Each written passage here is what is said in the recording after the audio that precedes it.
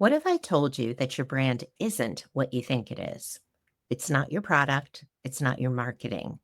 It's the sum of every feeling you create for clients, employees, and partners, for your geographical community and your online one. And it starts with practicing true hospitality. Welcome to Brand for Good, the show for purpose driven leaders who want to build timeless brands and create sustainable impact. I'm Lorraine Sugart, former PR and marketing executive turned founder of the disruptive agency Prosper for Purpose. I've worked with some of the world's most beloved brands, and I'm here to help you elevate your brand identity, visibility, influence, and impact. Are you ready to brand for good? Let's go. Hello, and welcome back to Brand for Good. I'm your host, Lorraine Sugart, and today I want to talk about something that I believe is reshaping the future of branding: hospitality as a leadership and branding strategy. Hospitality isn't just for hotels, restaurants, or event venues anymore. Today, it's all about how every brand, from tech companies to fashion houses to financial firms, is realizing something crucial. In a post algorithm, post cold email world, what people crave isn't just efficiency, it's emotional connection. They want to feel something. We all do. And brands that understand this are the ones people stay loyal to, even when competitors offer lower prices, faster delivery, or fancier features. Hospitality isn't about just being polite. It's about being attuned to the needs, the emotions, and the unspoken expectations of the people you serve. And it's about orchestrating an environment where people feel valued, understood, and invited back, whether they're an employee, partner, vendor, or a client.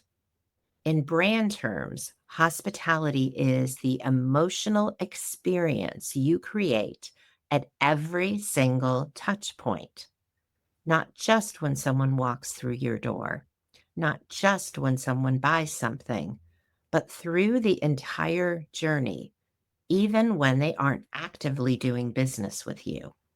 Maybe you've noticed this too. Fashion brands like Ralph Lauren and Gucci are opening cafes.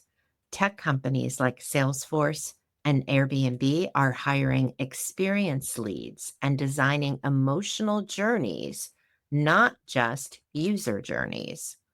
And private equity firms are creating curated member moments for their investors. This is because they've realized that it's not just about the product or the service anymore. It's about creating a world that people want to return to. Call it a rhythm, a feeling, a home base in a chaotic world. But here's the catch: hospitality isn't just a trend, it's a practice. It's a way of seeing, a way of leading. And the brands that treat it that way, not as a marketing tactic, but as a core value, are the ones winning loyalty that no discount or clever ad can buy. Let's talk numbers for a minute. Losing a single employee can cost anywhere from $4,000 to $9,000 just in the hiring and onboarding expense. And that's before factoring in the lost productivity and cultural impact. Losing a client, research shows it costs about 5 times more to attract a new client than to keep an existing one. Yet, time and time again, brands still invest all their resources into acquisition and ignore the simple, powerful strategies that drive retention. When people, employees, clients, vendors, partners, don't feel seen, heard, or valued, they leave. And when they leave, they take not just their money, but their advocacy, their loyalty, and their referrals. In other words, neglecting hospitality isn't just bad manners, it's bad business. Let's pause for a moment here. I want you to think about your own experiences as a client or customer. When was the last time you stopped doing business with someone? Maybe you canceled a subscription, moved your account, or simply drifted away from a brand. Ask yourself, was it really because of price? Was it really because of convenience? Or was it because you didn't feel seen, because you didn't feel valued, or the brand's values no longer seem to align with yours? Now, flip the script. Think about a brand you're loyal to, even when they're not the cheapest, not the fastest, not the flashiest. What are they doing differently? Chances are the difference isn't the product, it's the feeling they create. That's hospitality at work. So, what does hospitality look like in modern brands? Let's kind of make this real and relatable for a minute. Here's a few examples that I find really powerful. The Ritz Carlton has a $2,000 empowerment rule, which means that every employee is authorized to spend up to $2,000 to solve a guest's problem on the spot. No manager approval needed. That's emotional precision, showing trust at every level. Imagine not being happy with something in your hotel room and somebody saying, "We're so sorry this happened. Maybe the hotel room wasn't cleaned." And suddenly you're moved to a suite that's immaculate. And the person that you told your problem to was the one that made it happen. You didn't have to wait for the person to say, "Let me see what I can do." That is true customer hospitality. Now let's look at Zappos legendary customer calls. No scripts, no call time limits, just real human conversations that Zappos reported and their customers reported sometimes lasted hours. That's because they're not selling shoes, they're selling loyalty. And that comes from an emotional connection that's born of that hospitality. What about Glossier's surprise and delight? Sending handwritten thank you notes and unexpected gifts as after a purchase, no strings attached, because gratitude is a form of hospitality. And then Delta's personalized apologies, turning service failures into relationship deepening moments by tailoring apologies and offers to each individual customer's history and preferences. Now, whether you love or hate any of these brands, I want you to take away what you can learn from each of the examples and how you could implement something similar into your business. Of course, not every brand gets it right. We can think about United Airlines in the infamous incident where a passenger was forcibly removed from a plane. That wasn't just a PR disaster, it was a stark reminder of what happens when hospitality, the human centered practice of care and dignity, disappears from business.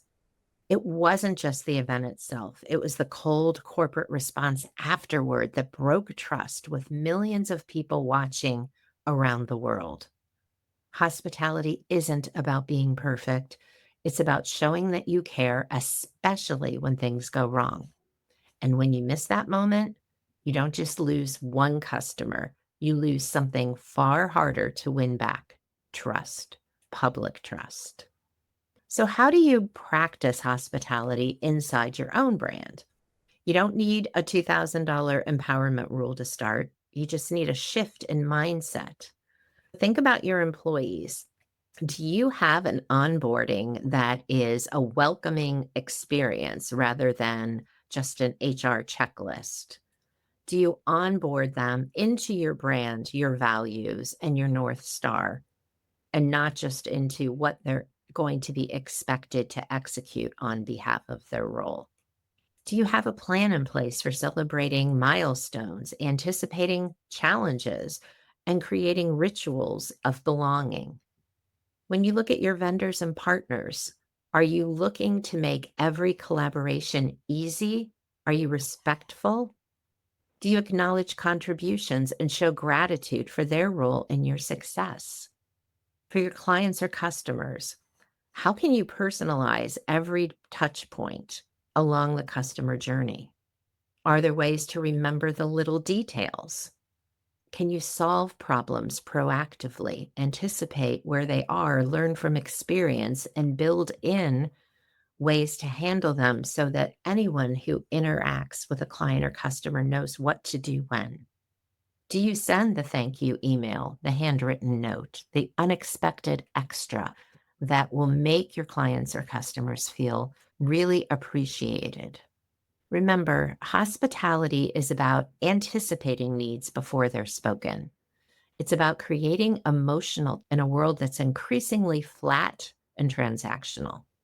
So, what I want you to remember and take away from this episode is that hospitality isn't just a new marketing trend. It's not a trick. It's about emotional, human centered precision. It's about creating moments, big and small, that say, "We see you, we value you, and we're so glad you're here." The brands that practice that level of care, they're the brands that people will cross oceans and ignore algorithms to stay loyal to. So here's your challenge for today. Where in your brand experience are you truly practicing hospitality? And where might you just be checking a box? Start there because the future belongs to brands who understand that hospitality has never been just a service. It's always been a way of leading. Thanks for listening. If you found this episode to be insightful and helpful in any way, would you do me a favor? Would you share it with another leader or entrepreneur that you know? Thanks as always for listening. I'll see you next time on Brand for Good. Thank you so much for tuning in to the Brand for Good show. If you like what you heard, please hit the subscribe button so you never miss an episode, and leave a review so other purpose-driven leaders can find this valuable content. To learn more about building a brand for good, please visit prosperforpurpose.com for more resources and information on all the ways you can work with us.